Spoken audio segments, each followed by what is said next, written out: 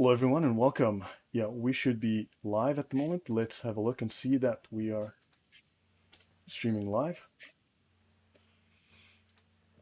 And yes, we are live. Hey, guys, it's been a while. It's good to see you all again. It's good to be streaming again. And I'm here today with a very special guest, of course. Everyone loves him. It's the Thunderous One. So, hi, Thunderous. Hey everybody, hey Lloyd. It's been a while. Thank you for inviting me back on the show. It's great to be with you. And look, everybody, the band's back together. Yeah. Hey, guys, just audio check. Do let me know that Thunderous's audio is coming through correctly.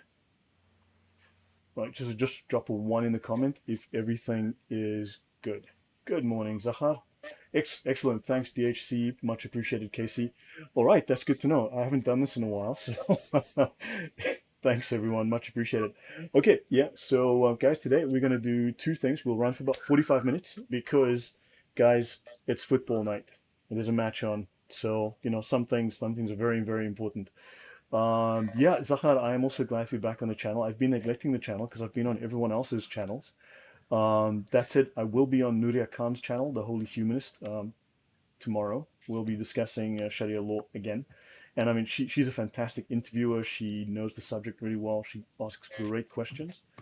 And yeah, so Anna MC, Casey, Sergeant Grinch, got your crayons. I see everyone's got their pen and paper and crayons ready. XYZ, thank you for being here. Ken Johnston, there's a guy called Thunderous One in the comments. Could be a fake Thunderous One because I know he's talking to me. Don't know how you can type and speak at the same time. And yeah, let me just change that. Okay, guys. Yeah, so good to see you all. Built for Speed just arrived. Seraph just arrived. Welcome.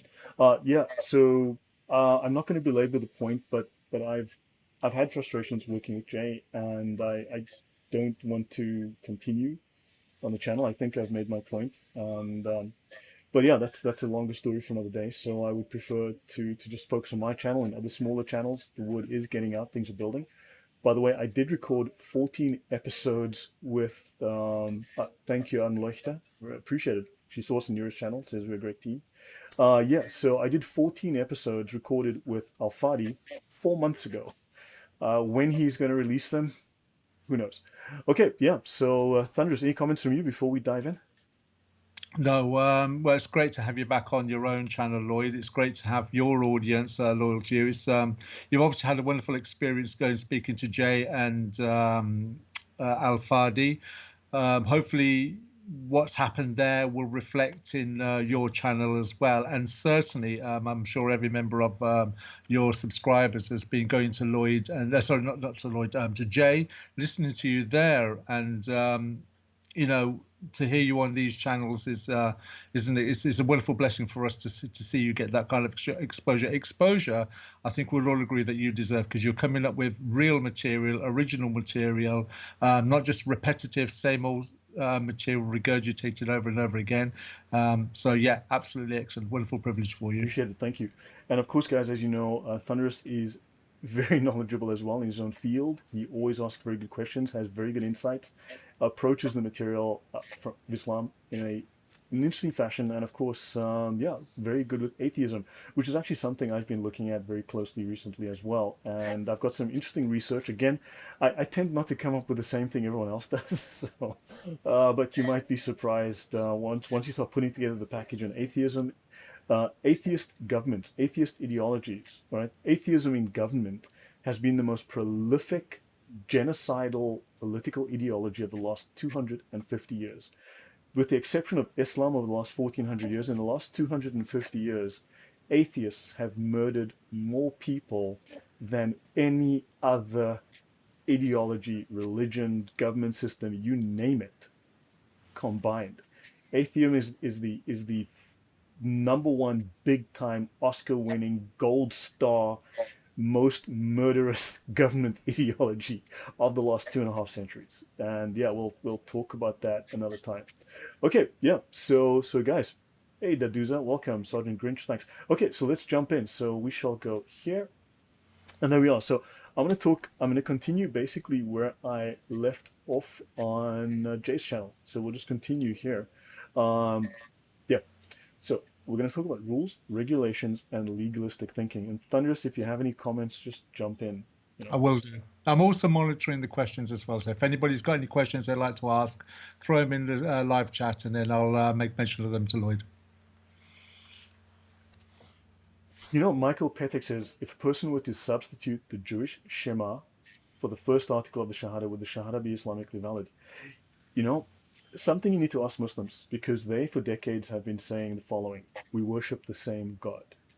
Okay? Now, if we do worship the same God, tell them, okay, then please say the Shahada in the name of Yahweh. Please say the Bismillah in the name of Yahweh. When it's Eid, I'd love to hear you slaughter your animal in the name of Yahweh. Say the prayers to Yahweh. It's the same God, right? It absolutely, positively will not happen because Allah is not Yahweh. They know this, we know this, but this is one great way to force them into a corner, paints them into a corner. They've made a lot of claims that are not true, and they will not. What are your thoughts on that, Thunderous? No, I think right from the very get-go, anybody with any sense of intelligence, or even entry-level intelligence, will clearly see that when you look in the difference between, say, Judaism, Christianity, and Islam, you can see a parallel between Judaism and Christianity. It is the same God. The scriptures between the Hebrew scriptures and the Greek scriptures are a tapestry that are interwoven with each other. They go back and forth. The Quran is clearly from another mindset, another source, another God. They are not related, not remotely, not in the slightest. Yeah, that is very, very true. Um, Actually, I want to, since someone mentioned something, I want to bring this. You guys can see this, right? Close your eyes if there are kids in the house. Right. So here we are.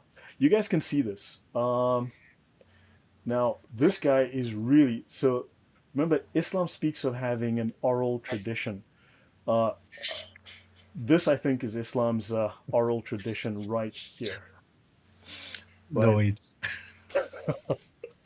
So this is gross. So guys, this is pure monotheism. They do not worship pagan stone gods. They don't worship a rock. They don't pray towards it, bow towards it, lick it, and kiss it. Except that they do. The pagan Arabs did this, but this, you see, he's praying to a black stone. He is licking a black stone. These guys are venerating and worshiping a stone. This Can I? is, Can I yeah, sorry, go on.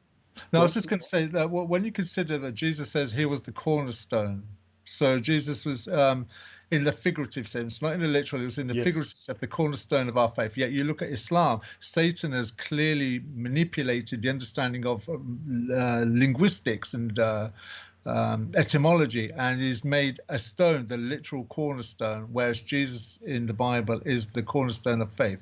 So you can see how Satan's cleverly grafted something on, but with a twist of his own. They say it's not idolatry, but you'd have to be yet again stupidly perverse or hopelessly ignorant to not see that is not idolatry. When you're bowing down to it 35 times a week, some 140 times a month, at what point is it not idolatry?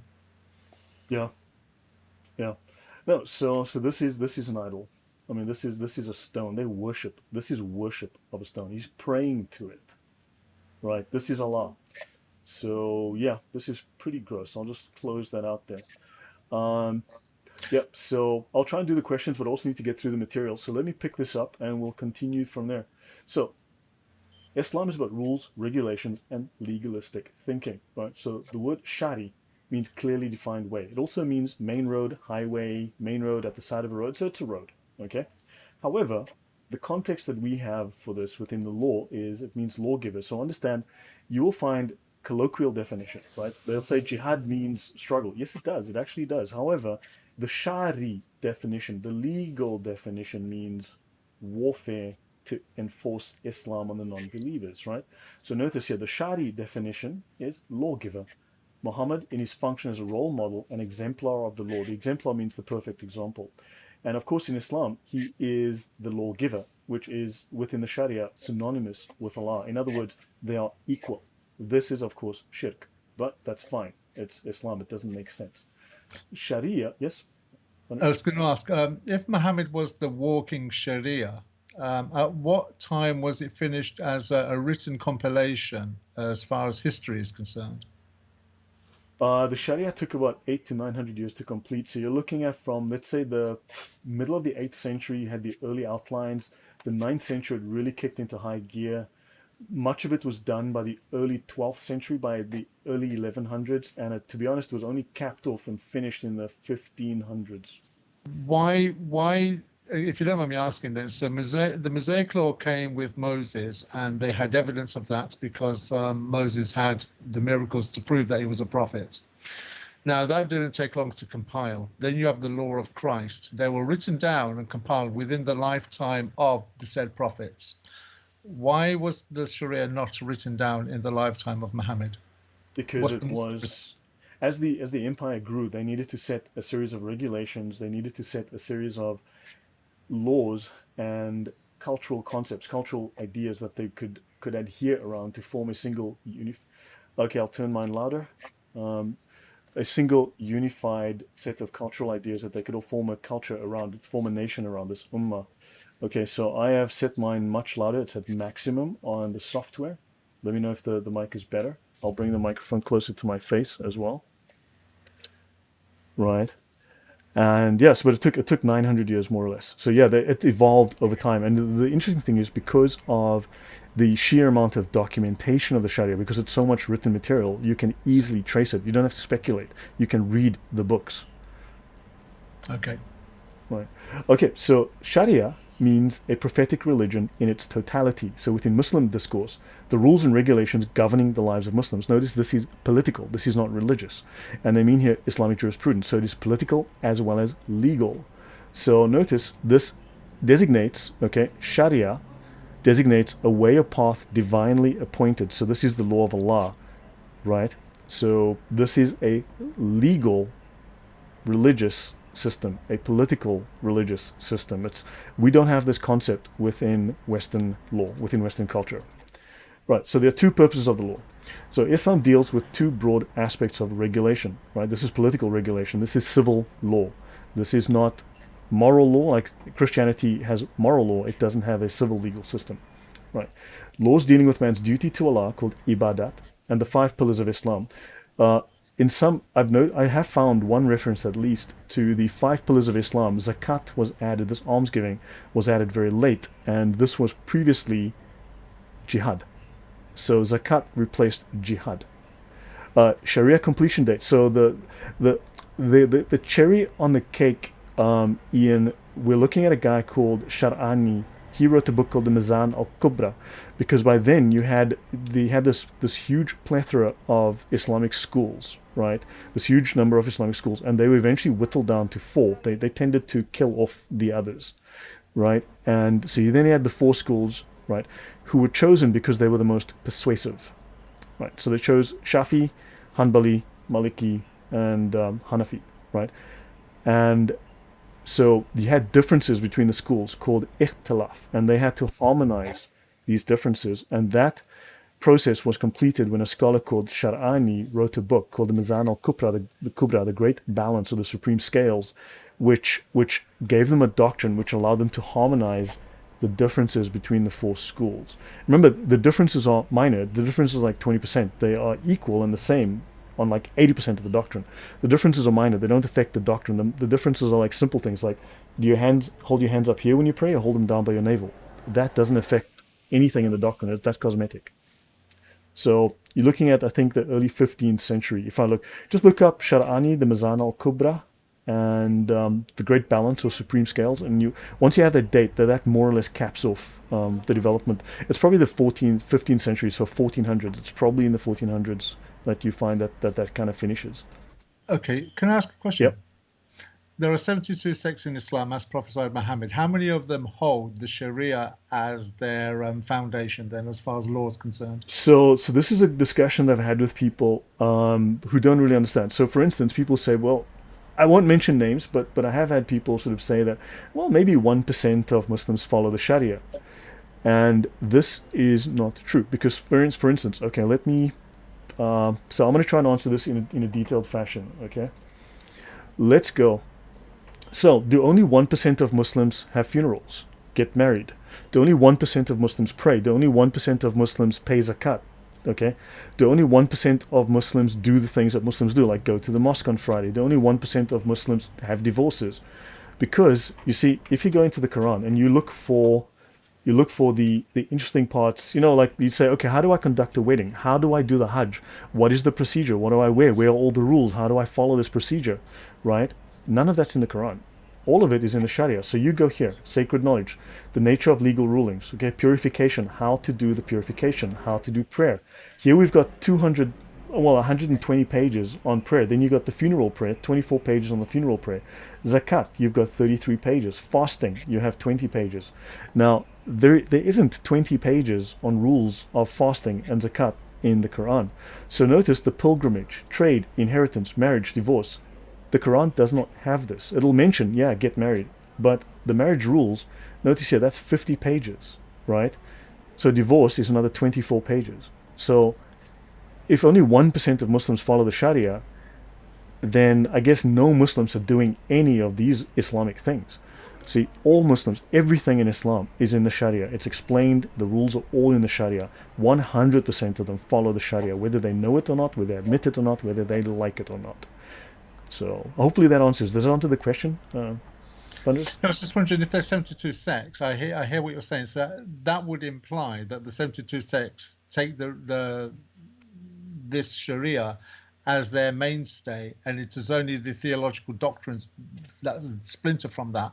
For instance, the Sunni and the Shia, would they take both of them, as the Sharia, or does the Shia have their own? It's similar enough. I mean, look, it's similar enough to be quite honest. The Sunnis, Al Azhar University recognizes the Jafari school of jurisprudence from Shia Islam. Let's have a quick look at marriage, the Book of Marriage. Okay, let's look at just the index. Okay, these are all the rules: who should marry, who should not marry, when you should marry. Look at all this. Okay, blah blah. This is just. Let's have a look at this index. That's page 1. These are all the rules, right? Remember, there's 120 pages of this, right?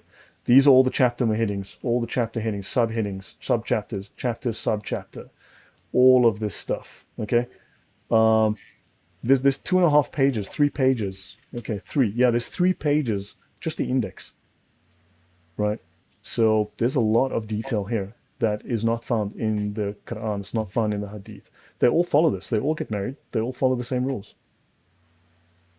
Yeah. Interesting. Bob Fisher makes a comment. He says, "Sounds like a cult, so many guidelines," and that's pretty much. Would you say that that's pretty much the same way that we see a modern cult today, where the followers of the charismatic leader can't seem to do anything without consulting the charismatic leader first as to what's right or wrong, good and bad, left or right? Yeah, it's religion of law. I mean, it's when Jesus criticized the Pharisees, he stated, "You have made this a dead religion, just with Yes. man-made rules." And this is precisely. Don't forget, the Imams of Islam are the Pharisees of Islam, right? They're the Pharisees of Islam. That's exactly what this became. Exactly that. Was when Jesus said he teach the commands of men as doctrines. Yeah. So, Sergeant Grinch, are we wasting time with the Quran? Look, as I've said too, and I'm not certain, I'm not sure that this episode will be aired. There's still one episode that's due to come out, but basically I said the Quran and Hadith are kindergarten level Islam, and people are saying, "Wow, thank you, Armleuchter. I'm really appreciative of that. Thank you very much." Right? The Quran and Hadith are kindergarten level Islam. So what you have is Muslims, lay Muslims, are only allowed to know the Quran and some Hadith, right? Now, we are then saying, well, these are kindergartners. They only know kindergarten books. We must approach them as kindergartners with the same knowledge and then argue with them about what these kindergarten books mean. So you have kindergartners arguing with kindergartners about the meaning of kindergarten level books. However, when you send your kid to kindergarten, he doesn't get taught by a 3-year-old. He doesn't get taught by a kindergartner. He gets taught by someone with a degree from university. The person with the degree from university understands the kindergarten level stuff at a vastly greater level than the child, than the kindergartner, right? We need to come from the level of the PhD, of the master's degree, of the degree, and then you understand this other material. Understand? So this is what we need to do. And knowing the Quran doesn't mean you know Islam. It means you know the Quran. Knowing the Hadith doesn't mean you know Islam. It means you know the Hadith. Thunders, your thoughts? I was just thinking to myself that the way you were describing it there, it's very akin to the legal system in America or England that I know, or even the medical system, where you have layers of, if you like, I wouldn't use the term in law or the medical profession as hierarchy, but you certainly have levels of understanding, of discipline Hmm. and experience. So it seems to me that you have the ground roots level Muslim who then appeals to the local imam. The local imam probably appeals to some kind of scholar. The scholar then appeals to some kind of sheikh. The sheikh then goes to somebody above him. And Correct. the further up you go, you find that there are in the upper echelons is where the real knowledge is. And as an ex-Muslim myself that's been brought up in this, I can certainly say that categorically that the material that you're doing is bang on points, because it's reminiscent of but if you consider like Saudi Arabia as the epicenter, and it sends out waves. The further away you get from the epicenter, the lesser the shock waves are. It's in the same sense of the hierarchy. The closer you get to Saudi Arabia, the more of this that you're talking about, Lloyd, is evident in the daily lives of Muslims in the Muslim epicenter. But you don't necessarily discern it as much living in the Western world. But the material that you're discussing is bang on point with what happens if we were living in a Muslim state. This will be the material that will be discussed at local level. Yeah, we'll get to, let me try and get to that within the time that we've set aside for this. Sorry. So yeah, so there are laws dealing with duty to Allah. Everything is transactional in Islam, right? So then all of this stuff, the 5 pillars, for instance, are generally dealt with first in the fiqh books, right? They're these basic fundamentals. Then there are laws governing human relations called mu'amalat, which everything in Islam is transactional. It's like, think of it as a commercial transaction. Right? When you make a sale and you pay for things, it's commercial. Marriage and divorce and commerce are all lumped into the same conceptual framework. It's transactional. I give you something, you give me something. Give a little bit of money, you give me a little bit of that, right? So, and yes, Sharia is the essence of Islam, right? Yeah. So ibadat means submissive obedience to a master. This is ibadat, duty to Allah. They use lovely euphemisms. Duty to Allah, no, it means submissive obedience. Don't talk back, just do as you're told. And therefore it is religious practice. So religious practice in Islam is to be submissive, dutifully submissive to your master. And in law, it's the ritual of Muslim law. So it is simply acts that you follow, rituals that you follow, rules that you obey, stuff you do, like the Pharisees again. Acts which bring the creature into contact with his creator. Okay? So now, notice, submissive is an adjective, and it means allowing yourself, or willing to be controlled. Allowing yourself to be controlled, willing to be controlled. Slave, correct, Bob Fisher? Yes. Inclined or ready to submit, to yield to the authority of another, unresistingly obedient. That's the dictionary definition of submissive. None of these are positive definitions. That means basically slave. Yes, Thunderous? Yeah, I was going to say, so by implication then, if that's the adjective in Islam, then to say maybe not follow that, to challenge it, to question it, would be seen as an act of rebellion by implication? Yes, correct. Yeah, so I've run through this multiple times and I'll run through this quickly, right? I'll try not to harp on this a lot. But Islam is a political system. It is also a legal system, right? It's not a religion. So let's look at this. Islam is a deen, this word deen. Islam calls itself a deen. Doesn't call itself a religion. It doesn't mean the same thing as we use. So deen has perspectives on existence, on life, society, and it is a socio-political system. It is a complete and competing ideology, like Marxism is a complete and competing ideology that challenges the West and wants to replace it, right? It's a system of life and a system of society, right? It's a political framework for managing mankind's affairs, and they mean globally, right? Now, the linguistic meaning of deen can be found in the famous classical Arabic dictionaries, the Al-Qamus al-Muhit, which was the foundation for Lane's lexicon, which is a very famous academic work, and the Lisan al-Arab, the most famous Arabic dictionary, and this is 20 volumes, and they state that there are 4 meanings of deen: subjugation and dominance, which includes ownership, right, commerce. Look at the first one, to subjugate and to dominate. Then ownership, government, political, administrative, legal and administrative, or legislative authority. Wow, Nicholas Paulson, thank you very, very much. I appreciate that. Oh, great stuff. Yeah, I should make Rooibos the official drink of this YouTube channel, since it's the other good thing coming out of South Africa. Appreciate it. Yeah. Okay, so legislative authority. So this is legal and political. 2, obedience and bondage, right? From the famous Islamic dictionaries, this is how they define deen. It is subordination and dominance under the power of others. That's so polite. When they say others, they mean Muslims, right? Then you have rules and regulations, doctrine, ideology, tradition, and notice or religion, not and or maybe. It's an option, it's a possibility, it's not a definite. And then finally, reward and repayment, justice and accountability. Thunderous? I was just going to say then, it seems to me that the whole point of Sharia is to create a fear factor, and the fear is a precursor to protecting it. So you create the fear, and the fear is the barrier to the protection of it. Would you agree? Yeah, no, it's definitely based on fear. I mean, there is certainly fear. Yeah. So notice the first meaning is subjugation. Now, what's interesting is this article that was on the web was deleted shortly after I made a video on it. My first video discussing it, the article disappeared off the web. That said, I'd copied the article, I'd copied the content, and someone else has a very similar, most of the same thing in a forum posting, and they haven't removed that one, so that one still can be found. So the first meaning is subjugation or dominance, administrative or legislative authority to put pressure to be obedient, to force you to be obedient, using power to enslave or to make one obedient. So using political power, your force to enslave. Okay, I subjugated them, so they obeyed me, right? I ruled or governed upon him. This is not religious. This is entirely political. This is making slaves. The word Dayan is used to indicate a person who dominates and rules over a state. Again, political. This is a political ruler. And the second meaning is obedience and bondage, subordination and domination by someone, Muslims, and bearing humiliation under subjugation power of others. Well, you have to humiliate the dhimmis. If we do dhimmi law, you'll see how filthy the dhimmi law is. It is violent, it is abusive. The obedient tribe is called Qawmun Da'inun, and here deen does not mean religion, it means obedience. Understand? They're not discussing religion here. So let's put this in a list. Islam is a deen. We say Islam is a religion. Well, then you are here. It's 10th on this list. And you're ignoring all of the rest on the list.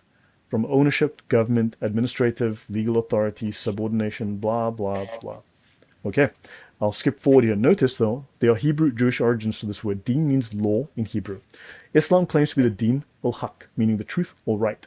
Conversely, Christianity and Judaism are then the Deen al-Batil, which means the false religions, the void, the worthless, the abrogated religions.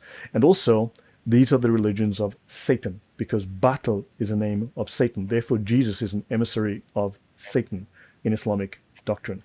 And Deen is the same word as the Jewish word Haq, statutes. Deen ul Haq, Haq, statutes. This is the religion of the law, statutes, legislation. Understand? It's not a personal relationship. It's follow this list of rules in the book. Thunderous.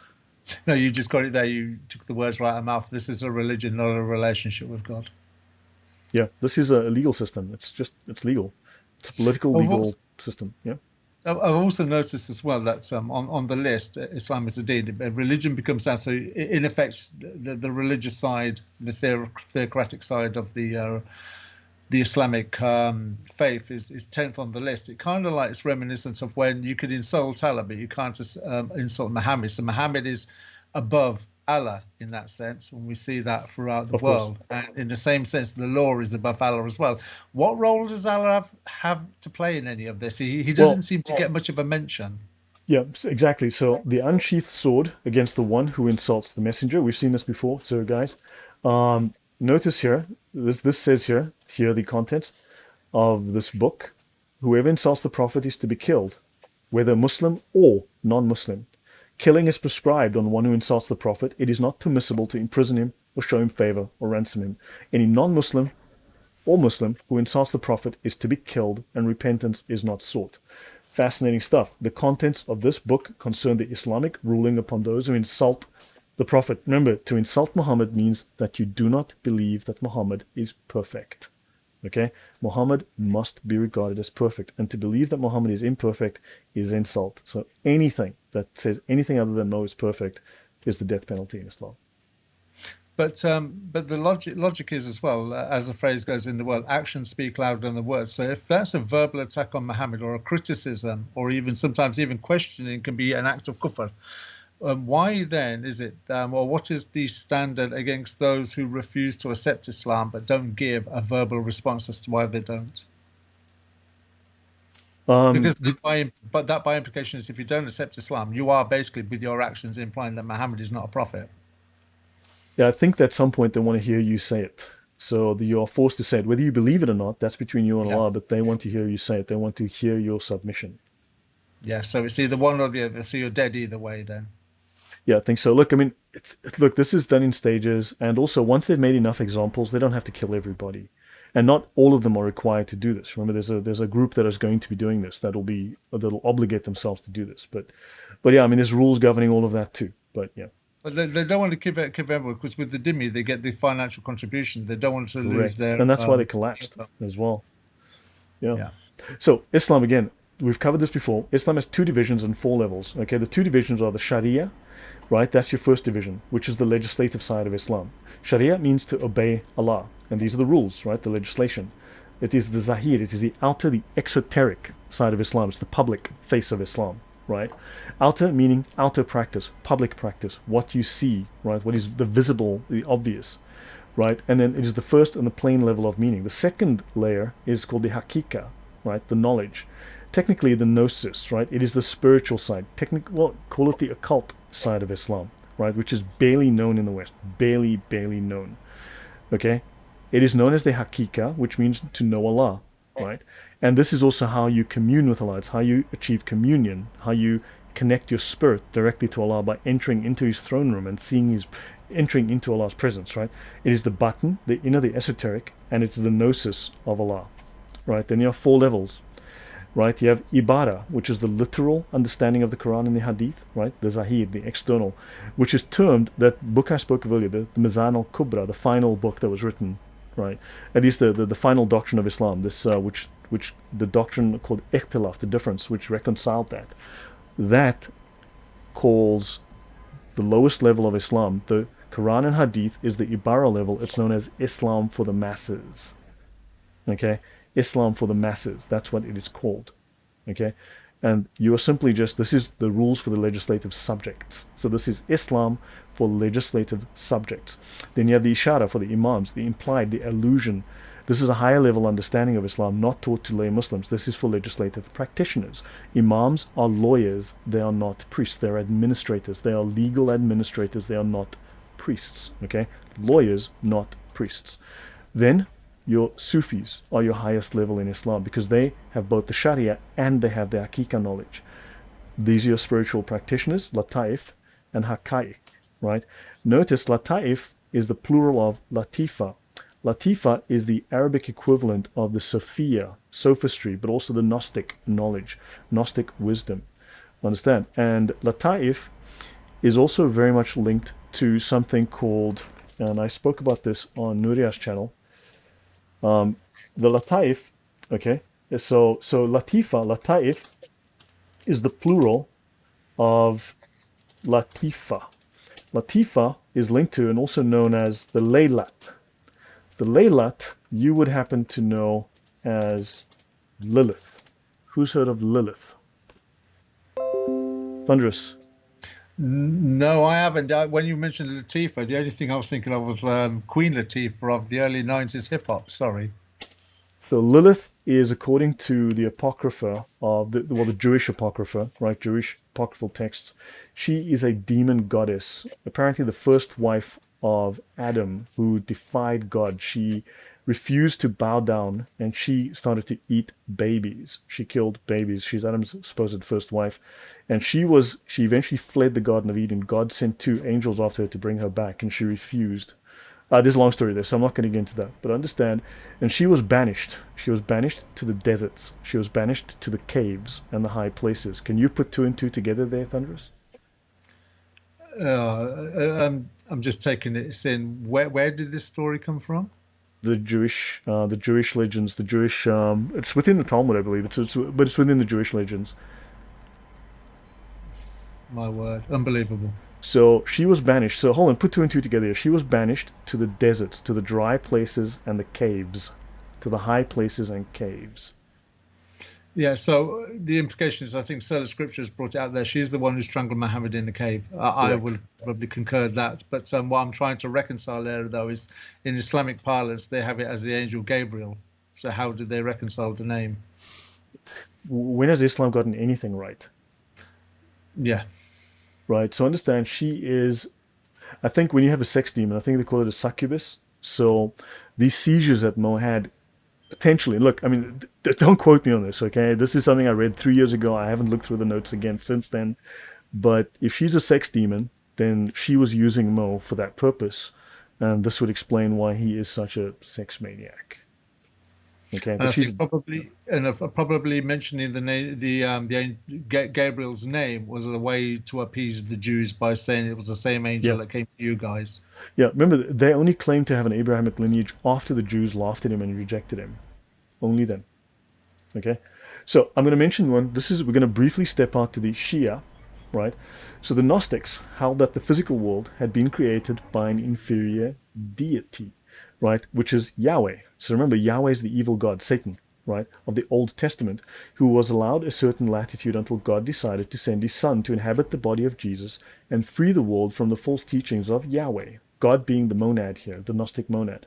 Certain Gnostic notions passed into Islam when Muhammad adopted the Gnostic idea that the body which was crucified was only a phantom, which the Jews and Romans could not harm. This is in the book by Edward Berman called The Assassins, the Holy Killers of Islam. Now, this is a very common set of Gnostic ideas. If you read the scholars of Islam on the crucifixion, and I have discussed that in my series, the two shows I have called polemics, okay, on Islam's view of Paul, right, where they got the history of the Islamic polemic against Paul, you'll find that when they discuss the crucifixion, right, I found at least 7 or 8 different conflicting views. So this Islamic scholars, they'll tell you, well, Jesus wasn't on the cross. Ask them who was. Just ask them who was on the cross. So tell me, they won't be able to answer you because they have no idea. Understand? Because the scholars in Islam cannot come to a conclusion at all. Well, They all conflict with each other. Yeah. yeah, because what you're mentioning there is no matter what form of or brand or designation of Christianity you follow, Jesus lived, Jesus was executed, Jesus was resurrected. There isn't really any difference between that. You might argue argue doctrines with these organizations, but that is one constant feature. Whereas with Muslims, on just this historical point alone, there is no consistent answer. Yet the irony is when you look at the ayah in the Quran that talks about they follow a conjecture and they don't follow the conjecture to a certainty, it is the Muslims that are full of doubt. It is the Muslims that are Completely. full of conjecture. Christianity is one story. One story. Exactly. The Gnostics Exactly. have a dozen different stories, and so does Islam. Islam has all the Gnostic stories. Right? Now, to finish off here, there's a thing called allegorical interpretation called ta'wil, and we can look at that in Islamic law. You can go into the Encyclopedia of Islam and look it up as well. So the proselyte is taught that a prophet is known not by miracles. Oh, that's so convenient. So within Islamic law, the proselyte is taught that a prophet is not known by miracles, but by his ability to construct and impose a kind of system, a political system, that is political, social, religious, and philosophical. Isn't that convenient? How Mm. they've reinterpreted this. No, no, no. Prophets aren't known by miracles. Understand? So when Christians are doing this ecumenical sort of interfaith dialogue with Muslims, they're wasting their time. Okay. Absolutely. Yeah. Yeah. So yeah, go on. No, sorry, I was just in agreement with you. Okay, cool. So let's look at Ibn Khaldun. Right. This is the most famous Islamic historian. Right. The most famous Islamic historian. Thanks, XYZ. He's just posted the links to polemics. That's an interesting show. You'd like it. It's ridiculous. I mean, these guys thought that, for instance, like one of the most famous scholars that Western scholars love to quote, right? Constantine is the son of Pontius Pilate. Now, Constantine is the guy who unbanned Christianity, right? He did not make it state religion. He simply said, look, let's not kill the Christians anymore, right? Now, Pontius Pilate lived at the time of Jesus, and Constantine lived in the 3rd century. So you're looking at 300-400 year gap, right? And Constantine was the son of Pontius Pilate. Jesus, oh my God, the stories they tell. Paul is confused with King Saul. They thought Paul was King Saul. So they said that basically Paul, and this is 500 years prior, right? So Paul basically left his throne as the king of the Jews, and the rabbis bribed him to become a Christian and to become a fake Christian. Oh God.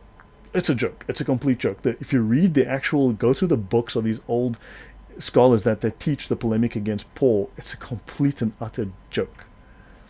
So, all right. So Quran 6:18, Allah is a forceful subjugator. So let's look at where they get this Quranic idea, right? Which has become the Sharia, which is the Deen, right?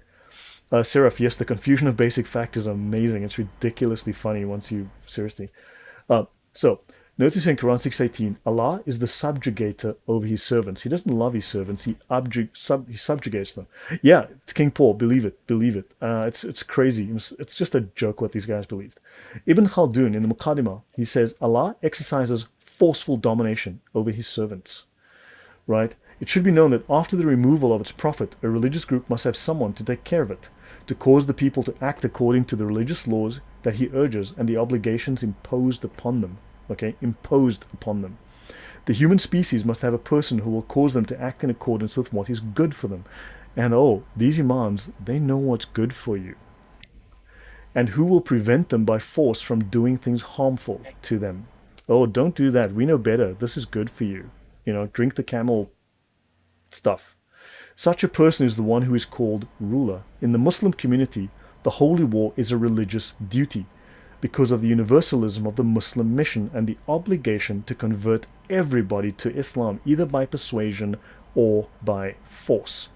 Caliphate and royal authority are united in Islam, no separation of church and state, so that the person in charge can devote the available strength to both of them. The other religious groups did not have a universal mission, and they admit this, and this is written after the Crusades, right? So the other religious groups did not have a universal mission, and the holy war was not a religious duty to them, except only for the purposes of defense against the Muslims, of course. So the person in charge of religious affairs in other religious groups is not concerned with power politics. Among them, royal authority comes to those who have it, by accident and in some way that has nothing to do with religion, not because they are under obligation to gain power over other nations, as is the case with Islam, which is under obligation to gain power over They, other nations. They are merely so required to establish their religion among their own people. Yes, Thunderous.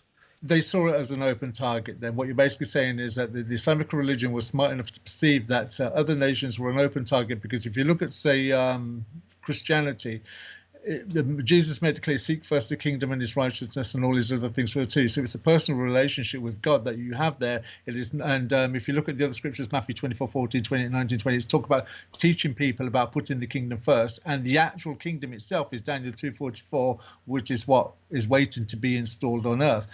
It's a personal relationship with God, not about setting up a kingdom like a Christian faith system on earth by way of a government. So they just saw the Islamic faith system saw that as an open target. Right. Agreed. Yeah, that makes good sense.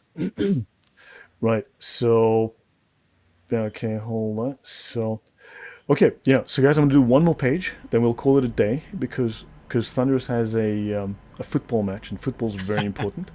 And yeah, we wanted to keep it short and concise because when I do a 2-hour video, people complain it's too long. When I do a 20-minute video, it's like, Lloyd, it's too short. You really should fill out more. Guys, I don't know what to do here, so I'm gonna do 45 minutes today. All right. We're in Goldilocks zone. Yeah. So, right, the sources of the law. So let's look at the sources of Islamic law. So there are two main source categories for discovering the law. They are the revealed rulings, or sorry, the revealed revelations, right? The revelations that are directly, or the laws that are explicit in the Quran and Hadith, things that are explicitly stated, right? Which don't have to be inferred or logically deduced, right? So you've got the Quran and the Hadith, okay? Quran and Sunnah, which the Sunnah means Hadith plus the Sirah, the biographies of Muhammad, effectively the Gospels of Mo, right? Now they are practical. So the root sources are the Quran and Sunnah, but they are incomplete. They are not thorough enough. The practical sources are the ijma, which is the consensus of the founding scholars of the four schools, right? It's echoing. Okay, I don't know why. Right. Let me just do something. Thunderous, can you say something, please? Okay. Can you still hear Thunderous, guys? Are you still able to hear Thunderous? Okay. So, okay. So, guys, just drop a 1 if you can hear Thunderous. No. Okay. It looks like I've disabled your audio, Thunderous. Okay, fine. Thunderous is back now. Okay, so practical sources. Ijma, which is the consensus of the founding scholars. In other words, the consensus, the mutual opinion. Thunderous, say something, please. Hi, everybody. Can you hear me now? Okay, they should, yeah. So the consensus, in other words, the opinions of the four scholars who founded the schools of fiqh, right? those scholars, their opinion of what the Quran means, their opinion of what the hadiths mean, that is the final opinion on Islam. That is the ijma. It overrules the Quran. It overrules the hadiths. Understand? Okay, Yeah. can I ask a question on that? Sorry to interrupt, but what was on my mind? How many years after Muhammad? Okay, how many years after the third generation is this taking place? So this starts in 850, but it kind of doesn't really take root. But it's among the Umayyad and then the Abbasids in the 950s, the middle of the 10th century, the Okay, 950s. They really go ape. I will how cover long? that. I will go into detail. Actually, later on in the series, I will go into great detail. We'll actually cover all that step by step. Okay, But you're looking at middle of the 10th century up until the beginning of the 12th. So say from 950 to about 1115 in that region is where most of this is going on. So this is like 300 years after Muhammad's death. okay. Now, if he died in 632, then this is basically 270 years after his death that this goes on, that this But if starts the basically. first, but if the first three generations of Islam were the purest and the best, why are we getting the purest or law of Islam 500 years later, and most of it is taken without the use of the Quran and the Sunnah? Well, yeah, those are questions we'll have to deal with. Josie Wales, thank you, Josie Wales. Yeah. So then there are a couple of other things. Ijtihad, independent reasoning, which you're not allowed to do really because the scholars have done it for you. Just shut up and listen. And the qiyas, which is basically legal analogy, legal comparison. Is there something similar that we can make a comparison to, as opposed to extrapolating, inducing something from something else, or deducing? And ijma, will end on this. In law, it is the third, but in practice, it is the most important of the sources of legal knowledge. This is from the Encyclopedia of Islam. It is the unanimous agreement of the community. And when they say community, they don't mean lay Muslims, they mean the scholars, the scholarly community, the imams, on a regulation imposed by Allah. Okay, it is the unanimous doctrine and opinion of the recognized religious authorities. Now, notice when they say at any given time, understand a lot of the Encyclopedia of Islam is written by Islamic apologists. Okay, and they will put these funny things in. When they say any given time, they mean at a specific period in history.